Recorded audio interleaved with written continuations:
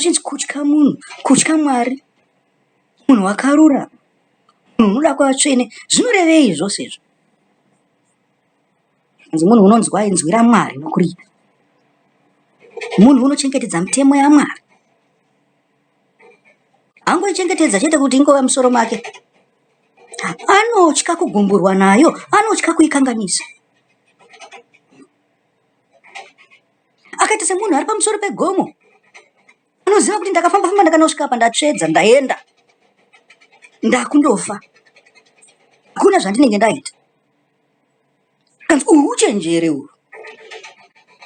Maona munhu akachenjera ka, kutya kuti akatsika apo, anobva atsvedza, obva adonha. Zvikanzi munhu wakachenjera uyu. Asi vazhinji venyu muZimbabwe hamuna kuchenjera. Nokuda kwezvinhu zvamakatambanudzira maoko kwazviri. Zvinhu zvakarambwa kuna naMarawi nokuna naMozambique zvava kuti izvi toda kurasa asi tikushaya kuti torasirani. Zvamunonotora izvozvo. Kanzi makapfeka hanzu dzaSatani. Tichabviswa naSatani wopfeka iwewe.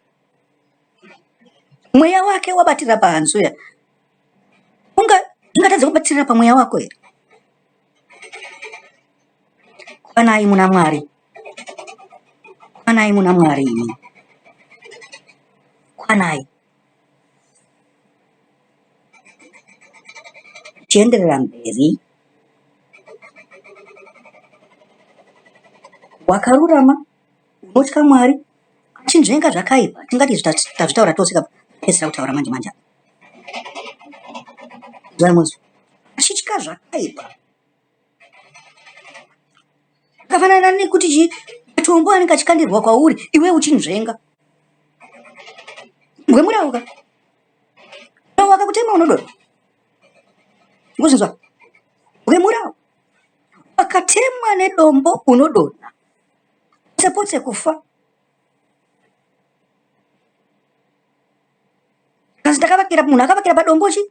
Baya akavakirwa padombo haingazununguswi ati. Kanzi ndo zvakaita munhu wakarurama. Makavakira pamurau yaMwari. Mungazununguswi.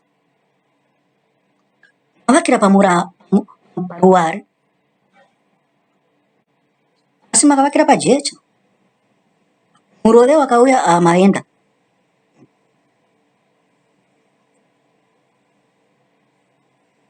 Kanzi nzvenga yemabwe anenge achikandirwa kwamunhu. Kanzi iro reupombwe woti nzve. Kanzi iro ukubayirwa wobva wati nzve. Kanzi iro ruchiva wobva wati nzve.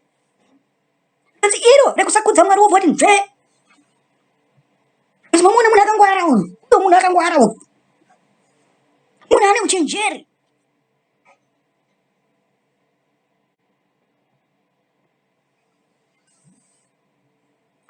Mubvewo pamakuva apo. Ringai dombo ramakuva.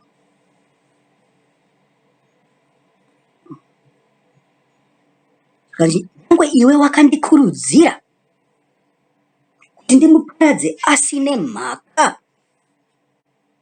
Ndiri kuti udzei chii izvozvo pana shoko raMwari? Ndiri kuudza kuti Satani wakatoenda kundotsvaga permission, nyangwe zvakaachita zvake kunyengera kwaanoita. Kupa mhosva Mwari kuti Mwari unochengeta munhu. Zvamunoita imi Mwari hazvizi fair. Kuti dai muchingoita kune vanhu vese zvenyu pana kuti mungoita kune munhu wani. Kuti vanhu vose vakashata. Dai matongondipa zvenyu chiripo ripocho. Ndaenda navo gehena. Pedza nyika yenyu. Tira mavamba futi mangoita pane ngirozi chete. Ndikuzvinzwa. Ndozvikutaurwa naMwari pana. Kanzaka asina mhaka wani. Asi iwe wakandikurudzira kuti chii? Ndimuparadze. Mwari anoparadza munhu waanoda iwe. Aiwa Satani ndiye anoita basa rese iroro. Kuparadza kwaMwari kuripo. Satani unoita basa iroro zvakana. Kana Satani achiparadzwa, aparadza munhu wakarurama. Naivo vose vanoshandiswa kuparadza, ingava hondo, ingava nyika, angava mambo, angava chief, angava achaparadzwawo. Nokuti mugove wake unotongouya zvisingakoni. Ndikuzvinzwa. Kanzi Nebhukadhineza wakapedzisira waita semhuka musango. Wamambo vanzi akamera makusha anenge egondo. Nzara dzake zvakaita zviparo chaizvo chaizvo. nezvikara. Zvikara zvitoona kuti ichi chikara ichi. Tamba nechikara ichi taenda. Mukadzi chitotiza kuti chauya chikara. Achigara mudondovana achiona kuti uya Nebhukadhineza ngatiregedze kuenda neko. Handine tingapara.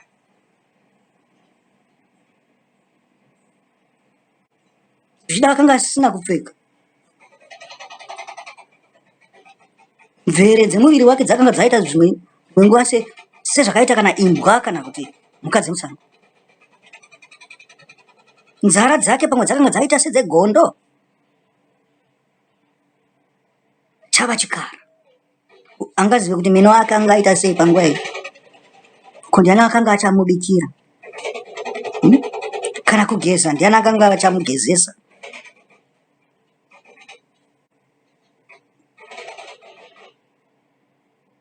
Satani achaparadzwa, varoi vachaparadzwa, n'anga dzichaparadzwa. Chabata inzwi iroro. Nditoribata iko zvinezvi.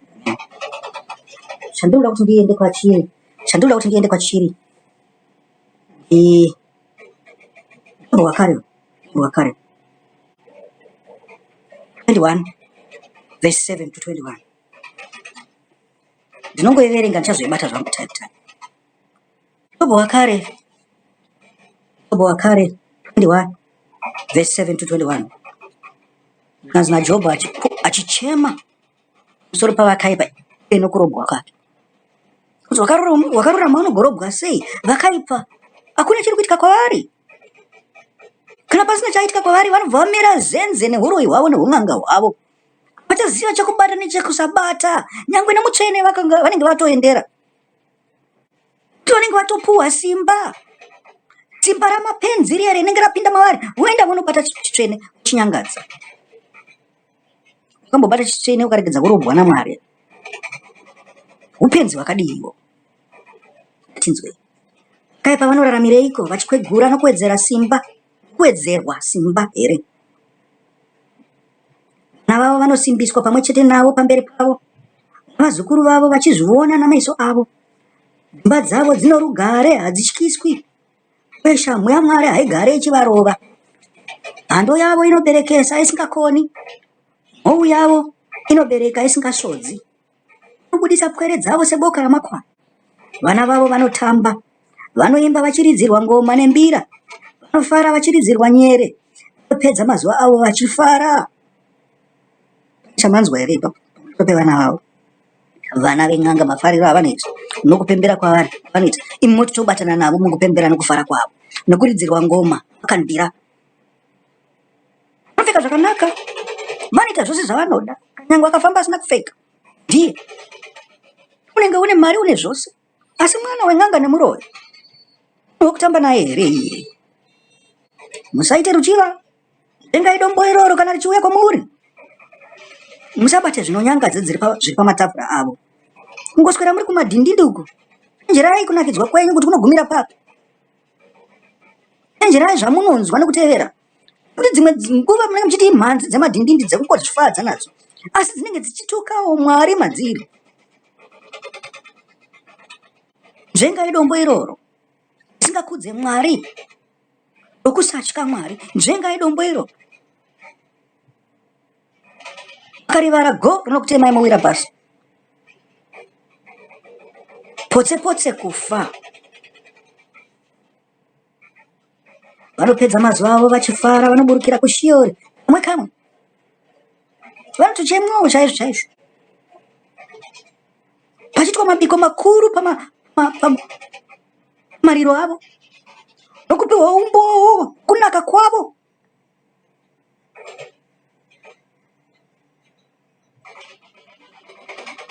Kanzi vaigara zvakanaka nevamwe muraini. Mwambo idzodzo. Vaifara nadzo pamwe chete. Motochiva kuti hai ndoda kuzovigawo zvakanaka kudai so. Saka ndichanyanyota umbwe ndichatohwedzera. Nyanyawo kuba. Nyanyawo kuita zvimwe zvinhu zvose zvakaipa. Zvatinongoita paushamwari hwedu so. Paushamwari hwedu tega hedu. Hapana notirova. Ubosi hwedu. Tikapedyawo nezvatinongoita. zvakadaro vanoti kuna Mwari ibvai kwatiri. Zvokwadi vanoti ibvai kwatiri. Nokuti hatidi kuziva nzira dzenyu. Handiri kuti mabwe anengatikosherwa vaya havana basa navo. Havana basa navo. Vanotemwa vagotemwa, maronda ava havana basa kusvikira vadonha vafa pasi. Vanongoramba vachiita zvinhu zvimwe chete izvozvo.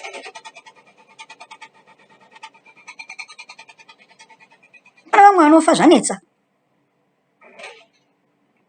Mungangoti edza kuvaita sei, kuvaita sei, kuvaita sei. Asi havafi. Vanongoramba vachienderera mberi, anozongopuhwa ntai. Imobva mamuona segamba. Gamba rokusada Mwari.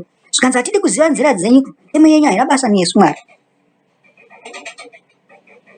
Vanhu ava zvikara zvesango. Zvamunofunga kuti zviitwe navanhu vane mitemo yaMwari zvavanoita ivo. Amunofunga kuti hazviitwe vanhu vakati kwesere vakakwana zvavanoita ivo. Makanga mune tsika dzenyu. Ndikakudzidzise chiko chidzidzo chinobva ipapo. Akubatisei kutaura Mwari, kutaurwa naMwari pamusoro pezvokudya zvakanaka zvisina kunaka. Zvikanzi pane zvinhu zvina nyaya iyoyo. Chakachena nechisina kuchena. Chiri common nechiri holy. Patsika dzedu isu vanhu vechishona ngatine zvimwe zvinhu zviri common. Kunamata Mwari nenzira yedu. Hakuzi kuti yanga yakanaka kana kuti ndio tiri kugamuchirika, haichagamuchirika zvachose. Asi nenguva yedu iyoyo tisati tichiri murima, tisati takuziva, taigamuchirwa pamberi paMwari. Nokusaziva kwedu ikoko. Kusvika zvaparidzwa kuti mwanakomana womunhu ndeuyoyi, murau yangu ndiyoyi, shoko rangu ndiro riri. Kanzi makuziva? Tikati hongu takuziva. Kanzi okay, makufa mani. Zvikati zvabvunzwa kune vamwe, makuziva here? Shoko rangu ndiro riri, ndiro Bhaibheri randinotaura. Kanzi hatidi kurinzwa. Tine hanya naro. Muri kupanzwa ka? Ndo vandiri kutaura vaya kuti in'anga navaroyi. Avana vavaroyi. Musatambanudzire maoko enyu kuatari.